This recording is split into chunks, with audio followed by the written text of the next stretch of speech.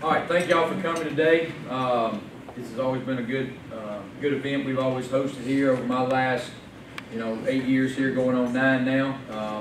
And it really means that we got a week before season starts, and that kind of just hits some of the coaches in the face more than it does the kids. I don't know if the kids realize it right now or not, but time is here. But a lot of people to thank here.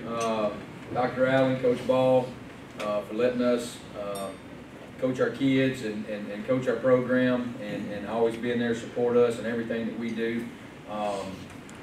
Sports information, you guys are always on top of your game, coming down to interviews with the kids and coaches and all that, and then all the media that everybody in the country watches on, at least in the South, watches on TV around here, and even if I miss it, somebody always lets me know what did I see on TV. And then all my coaches, I know Dr. Allen introduced them, but those guys are a joy to go to work with every day, and make my job a lot easier. I was able to hire 2 new coaches this year. Coach Manuel McCray was at Ole Miss, played at Ole Miss, played in the NFL for a stint, and was been coaching at Ole Miss as I got him here in the spring. And then Coach Hollingsworth came in with me this summer as our receiver coach. Coach Wyndham took a job at North Carolina Central. My old O-line coach, Coach Smouse, left to be an offensive coordinator. So glad to get those 2 in. Coach Cook was with us last year. That did a good job with our offense last year. And then Coach Fox and Coach Williams, we've been here together for a long time. So it's always good to have familiar faces coming back on your staff and ones you bring in to kind of keep things like we've been going on here for the past. But really excited about the season. If I'm not excited, then something's wrong, because this is how we pay our bills, go out with our kids, and we've had some tough challenges, coming with summer school and getting the kids accustomed to going to college a little bit, because we do have a lot more freshmen this year than normal. We did lose a lot of kids last year, and so this year we've had to kind of get these new guys in order a little bit, kind of where we're going to go, where we're going to be here on this time, and so that's been a challenge for us as coaches. We've had pretty good practices over the past couple of weeks. Really banged up right now, but I tell them they're going to take those well pills here. Probably starting next Monday or Tuesday. Coach, I'm well. I'm ready to go play in the game.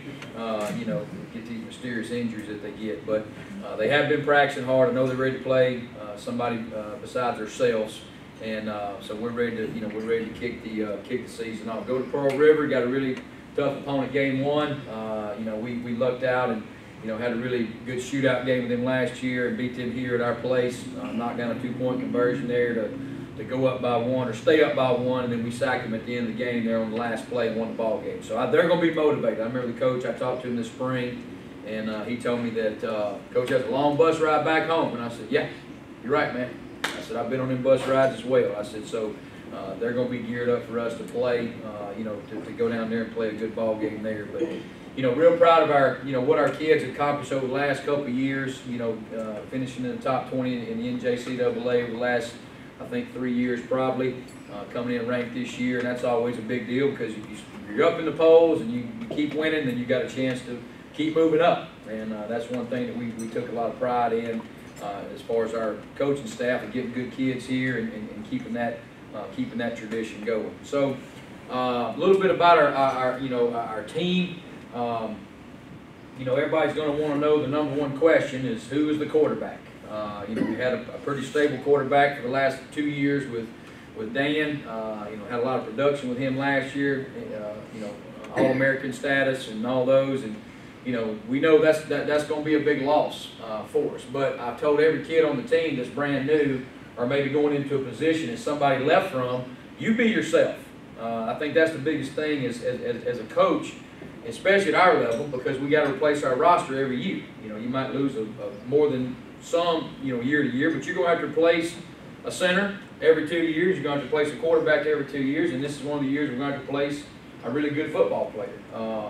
But I think Coach Cook has done a good job of knowing what all 3 of our quarterbacks can do, and hopefully play into their strengths. So if we do have a situation where 1, 2, or 3 has to go in the game, then all of we feel good about what they can do with our offense. But I'll let kind of coach talk about offense as we get when he comes up here and talks offense. You know, lost a lot of production at receiver. Had another All-American there for 2 years there. Terry Williams that I think had 170-something catches in 2 years.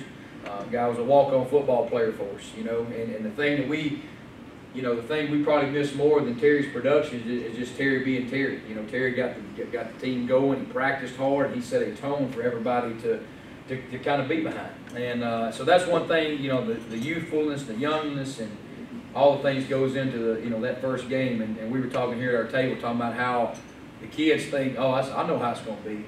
I said, okay, just wait till we get out there, because I can tell y'all I can, but until you experience it, how it's going to be.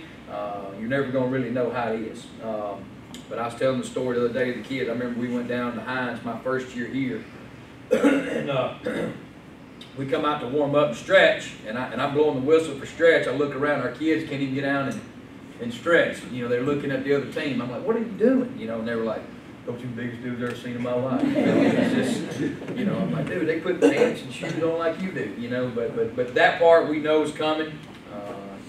With some of these guys, they just got to play their way into. But defensively, kind of what more than I'm responsible for. One returning defensive lineman, lost 7 out of 8 last year. Cortavius Ivy from Amory, who does a good job for us. I think he's one of our team leaders. He's been a guy that's been a pretty good. He's been a rock in there because we've got a lot of new faces up front. Linebackers, that's one position on the whole football team. We do have guys back. I've got Dalton Combs back with me from Nettleton, who played a lot for me last year. Cortavian Carruthers from Aberdeen, who played for me 2 years ago. Had a medical issue last year, but is back with me again. So he's really going into year 3 of our program. Cal Morris Robinson was a guy that played last year for me a good bit. Taurus Moore from Calhoun City made a lot of good plays for us last year. Had a couple interceptions. Always found a way just to be around the ball. So those 4 guys there, and I was able to get a high school senior that graduated early, Jamal Shumpert from Itawamba here in the spring, so that he got to go through spring football, and I think that's helped him.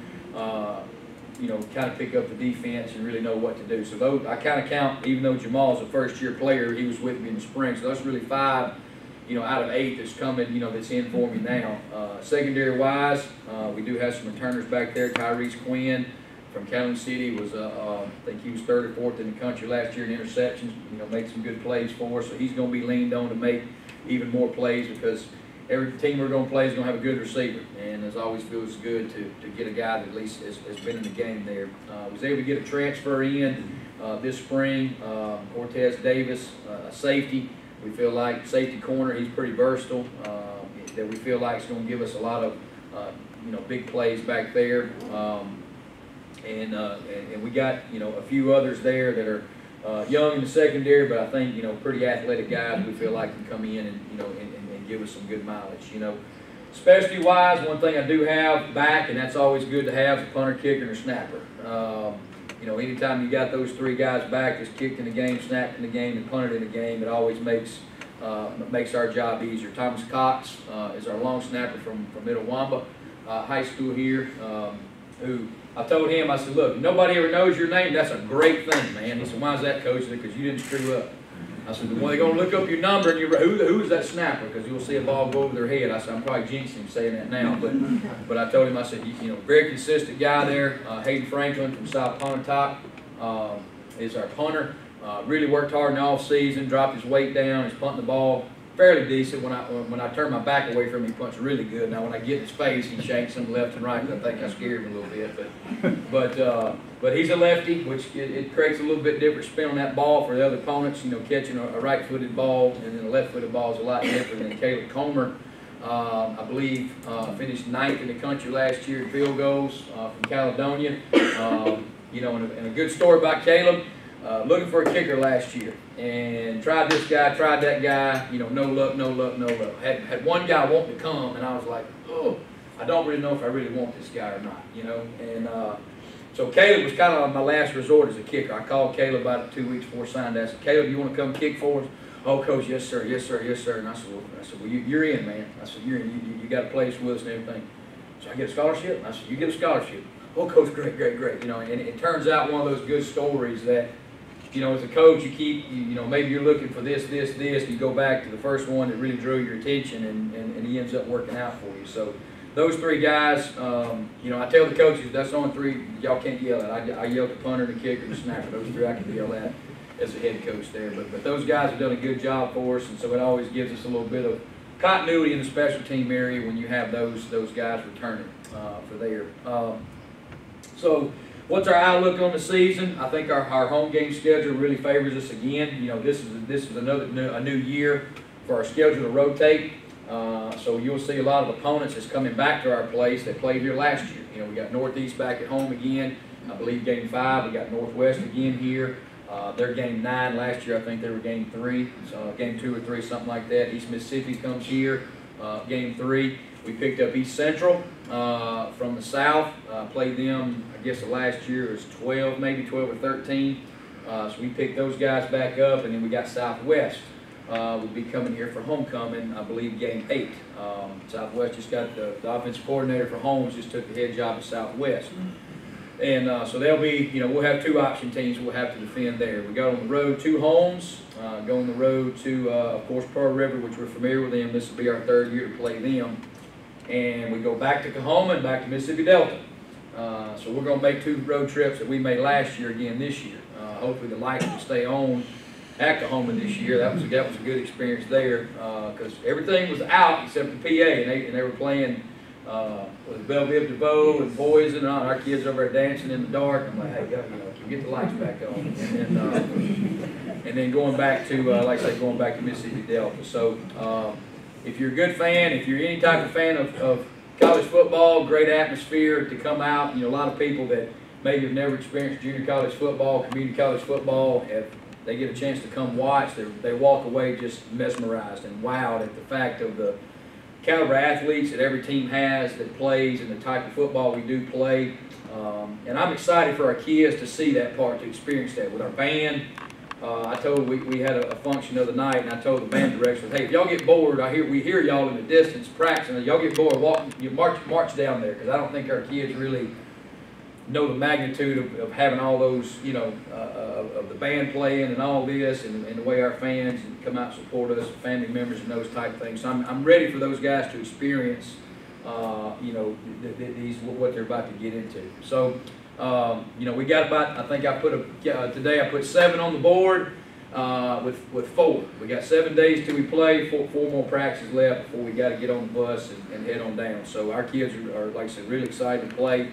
And so we're looking forward to doing that. And I've kind of told them this has been one of the longest preseasons a lot of them ever had. You know, especially our new kids, because they're used to already done played in a jamboree and already played a game under their belt. You know, so we're still in practice mode. And I told them, I said, but once these games start, you're going to look up, and man, it's over with. You know, so we're trying to give them cherish the moment. You know, we're going through hard times as coaches and players and trying to get them to learn and this and that, but that's part of the fun part of our job, is to see these kids grow, see them develop, see them reach their goals, you know, staying on course to graduate, and basically trying to let them know that be able to go somewhere where you never thought you would have an opportunity to go to if you didn't come here. And that's kind of always our goal here with our kids and all those things. So, as a football coach, you know, I've always said you're as good as the players that you find, but you also got to have good men that work with. I got a good offensive staff. Coach Cannon gave me some good guys to work with, Coach Hollingsworth and Coach Mack, and we keep 27 on offense. All right. Well, I lost 14. I got 13 back. We got 4 offensive linemen back that played. We keep 10, so we had to replace 6. Receiver, we keep 8. And we lost 5 out of those. And whenever that's kind of the biggest adjustment there, as much as we threw the ball. So we lost 5 out of 8 there. I keep 4 running backs, lost 2 of them.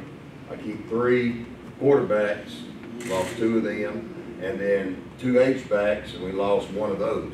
So when you try to take all 11, all right, and especially on offense, if the guys we went and recruited, they're probably the best player on their team. right? We got, running back from here, receiver from here, O-lineman from here. And as a coach, I think that's why we do it. I always call it, putting a puzzle together. Trying to take all those pieces, and some of them's got ego, some of them don't, some of them's good, good boys, some of them's all for the team, and just trying to get all them adjusted in about 15 days of practice, and it's a challenge. They've come to work every day. We've got a few things we need to clean up. Like I said, it makes it a little easier for me because I can kind of third responsibility. I can have Coach Mack kind of focus on run game. I can have Coach Hollingsworth focus on pass game. We kind of all put it together. I'll start out with quarterbacks. As y'all know, Dan, I've never coached a kid like that. I've coached, I think it's 9 that I've coached that played in the league, in the NFL. And what that kid had is unbelievable now. Like, he made me look like a really good coach, I'll be honest with you. The things he did on the field, off the field, all that. We trying to replace that. Well, I got 3 guys: Spencer Unruh, kid from Caledonia; Clark Mills, freshman from North Pontotoc. Spencer was with me last year, and Derek Bell, that lives came from Alabama. All right, all those guys kind of bring something different to the table, and that's why I kind of like having my room. I don't want 3 clones. I want to have a little diversity in there, and where we can kind of get everybody involved. They all got a strength that they bring, which is good. And what I've tried to do for the last 15 days or so is their weaknesses, try to improve that to improve our football team. Would not be scared to play any 3 of them. Last year, it was a big difference in my room if Dan went out. All right, it handicaps the team because you don't get to coach players like that. They come around every few years. Like I said, I wouldn't be scared to play any of them. Who's going to start? I couldn't tell you right now. I don't know myself because I'm still pushing it, to next week. But like I said, they're good boys. I don't think none of them, missed a class, been late, none of that. And that's what you want in the quarterback room. But like I said, I wouldn't be scared to play any of them. Running back wise, lost 2 last year. We brought in Tyron Washington from Oxford, kid that just kind of jumped out to me on film. Loves the game. Has helped us a bunch, since he's been here. I think he's learned, the offense. Feel like I can, put him in to pass block, run the ball, catch the ball, all that. Keegan Huddleston, a guy from here that actually played at Tupelo and Shannon, sophomore coming back. Done some really good things for us. Having played 2 different positions because we got a little banged up at H-back. Deshaun Dinkins from Georgia, running back, who played last year. It's always good to have that. So when we walk out there against Pearl River next Thursday, he's got an understanding of what's about to happen. Because when we practice against our guys, they pretty much take care of each other. We're not going low on each other. We're not coming in late. And it's going to be a whole different story. Receiver group is kind of where we lost. I think I figured it up the other day, and it was right at 200 catches from last year that's no longer on this team. Jamal Thomas is coming back. The guy that's, we call him Smiley. All he ever does is smile. His demeanor never changes, and you need that as offensive coach because he's never too high and he's never too low. And then we lost the other 3 last year. Terry Williams, probably the best football player I've ever been around, the way he attacked the game. And we've got some guys coming in there, and you're just anxious to see them. So, and if you ask me, well, Coach, do you feel like you're deeper, or do you feel like, you got some holes to fill? My honest opinion, I feel like we're deeper as an offense, but we're unproven, right? I feel like last year at times, it got down to where we just had 4, maybe 5 receivers we could put in the game. And if one of them come out, it kind of handicapped. This year, I kind of feel like I got 7 or 8. I feel like running back wise, I got several I can put in the game.